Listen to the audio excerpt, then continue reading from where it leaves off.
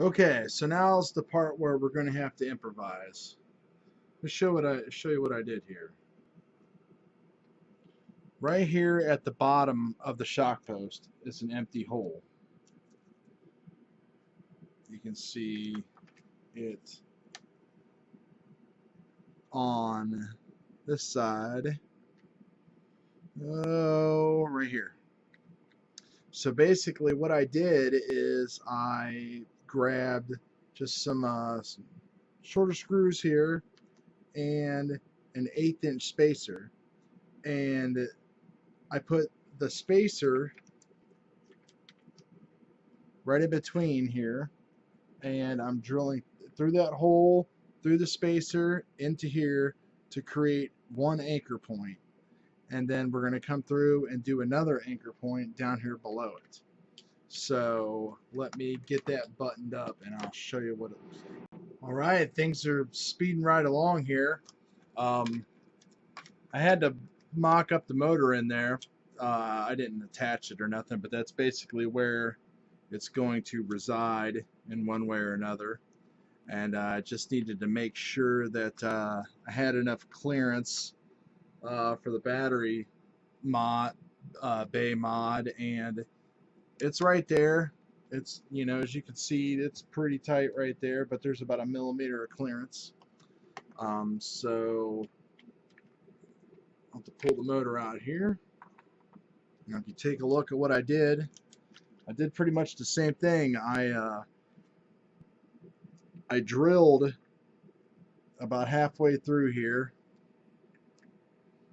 right there on each side, all the way through shock mount, through the battery tray, and just use some random screws and I think 16-inch spacers in there, and some nuts on the inside, so that way now I can use bigger batteries. They'll come out, you know, past the servo. It's super rigid, and I think it's going to work out really good. So we'll take a break here and let me figure out what the next step in this rebuild is going to be. We're making good progress.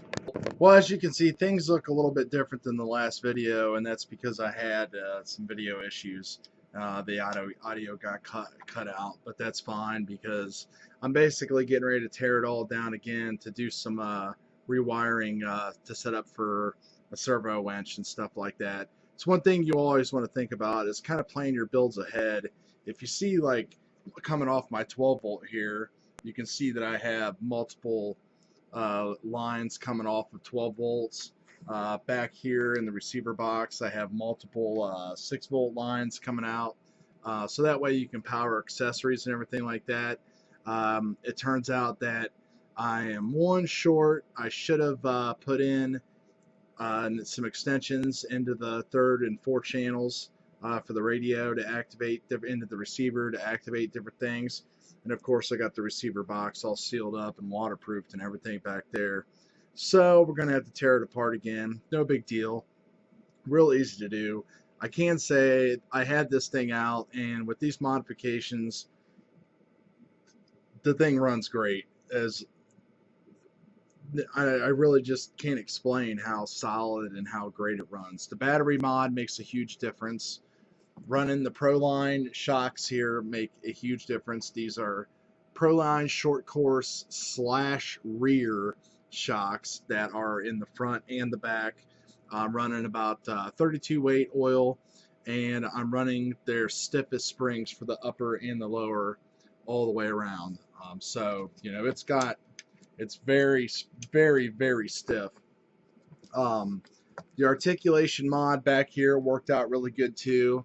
If you take a look at that, you can see where we moved those side plates, and we have the arms that we put the extenders on screwed into the sides there to improve our pinion angle, which is pretty good. Can't tell because the shocks are dismounted. But everything worked out really good. So what I'm going to do now is I've already started tearing things down. I'm going to pull the receiver box out and see what I'm into as far as cutting out this liquid electrical tape and some epoxy that I put in there to help seal everything up and waterproof everything up. But yeah, the Mamba Max Pro waterproofed, the Holmes Polo Pro 2200 waterproofed, great power, perfect crawling ability, excellent stick control, just because it's a censored brushless system. It's just really, really great. I can't wait to get all of this done and everything put back together. And we'll get all that done. And my plan is to get that type of stuff finished, get the servo up here relocated, and install the servo winch up there next to it. And then we'll once we get everything electronically sound and up and running, then we will move on to the body and scaling it out and stuff. I've already done some things as far as work making my little magnetic FPV pod here that I can stick onto this and stick onto my bomber. I've done some modifications to the body. I put some lights. Remember, it's a big body, can't put it in there. Put some lights in there, you know, plastic dip those and everything to make them watertight. So we'll get to all that later. Let me tear into this, and we'll see where we end up here in a little bit. Come right back. All right, so got everything torn apart here again. And here's the receiver box. Everything's crammed in there. They have this huge opening right here that wires pass through.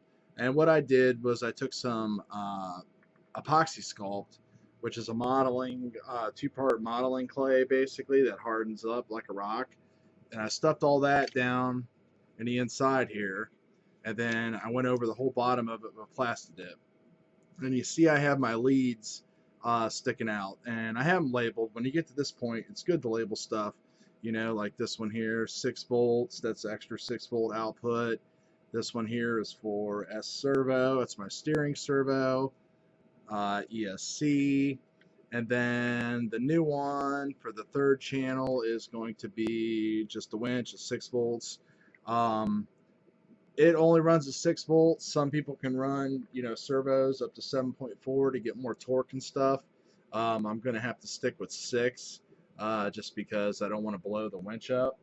So I was going to run another lead outside for the Beck.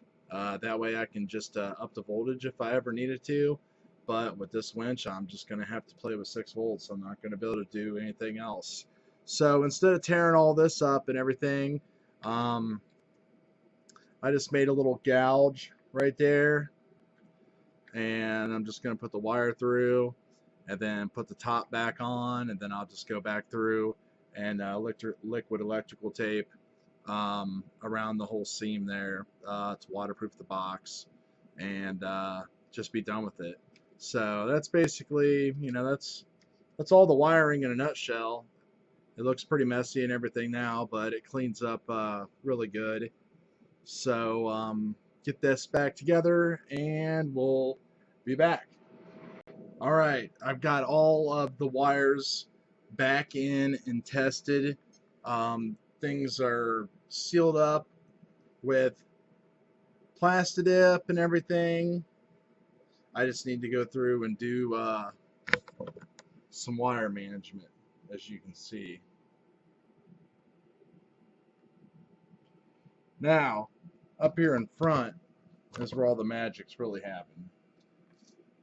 In order to make room for the servo, which normally goes this way, basically what you have to do is take out this little bracket here on the side and then mount the servo from the underneath side.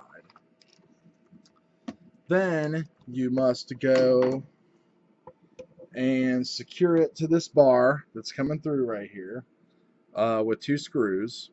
There's the bracket on that side right there that is missing here, so you have space.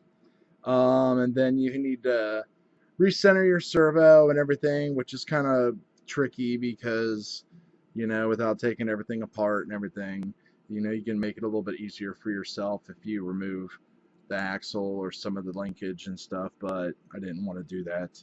So I got everything all taken care of there, and you can see our steering is working. I used to be able to go with the top hole there. Now I had to move down to this bottom hole. So that's just something to keep in mind. So we're going to go ahead and get the winch servo installed next, and I will be right back and show you that. All right. Took a lot of finagling, but I finally figured out the right way to get this done. Top is going to look like that. This is the only way you can get these things to fit without compression and everything else messing up. The bottom is going to look like that. Your servo winch is going to be facing forward on the left side, and your servo is going to be on that side. And then the tripod here, you can see no compression issues and no steering horn issues. So it took some finesse. With my battery plate mod, you do have to snap off the other side of the servo mounts. So make sure you know what you're doing and be fully committed before you do that, so you don't run into problems. I thought for a second that I was going to have to try to do some epoxying, but as luck would have it, I cut the right side to get it in here, just basically because of this battery tray mod here. So, but I don't want to lose that advantage, even though now this servo sticks up quite a bit more than that one. So you can see that the batteries are not going to lay properly. You can always spin it like that. I guess that's going to work out right there, spinning it like that. But if you have a thicker pack, this is a 2200, you know, it fits in there. But if you want to use a bigger pack than a 2200, it's going to stick out and it's going to rub and everything. So I'll probably strap mine into the side here like that, and then fill this space with something, or mount some Velcro in there and Velcro the packs on that side. So everything is a pretty big mess right now, as you can see. I mean, it's all wired up and testing and working. I got my winch line ran here. I don't have it tied off yet or nothing like that, just because probably going to call it a night here. So that's it. We'll see you here soon. Well, it might not look like it, but everything here is good to go. I'm just waiting on some paint to dry on the body panels that I fabbed out, and I also made some fender wells that I'm going to be putting on here. And I'll probably just go ahead and save all that stuff for the body build parts, because I'm doing things with the body and everything. As you can see, I did mount the Gcm bumpers, front and rear. They look really, really cool. I'm just trying to shape the body for it to fit everything. And everything's pretty much a mess. I got the Gcm rock sliders right back here. I got tires in and soaking in simple green. Some new beadlocks, SSDs. So we'll be back with another set of videos in the build series. But as far as the things that you want to do to get an RTR going, with some upgrades, obviously, with the motor and the shocks and the various body modifications we did, and the servos with the winch and everything. Gonna go ahead and call this part 2 of this video series done, and we will see you back when we start working on the body.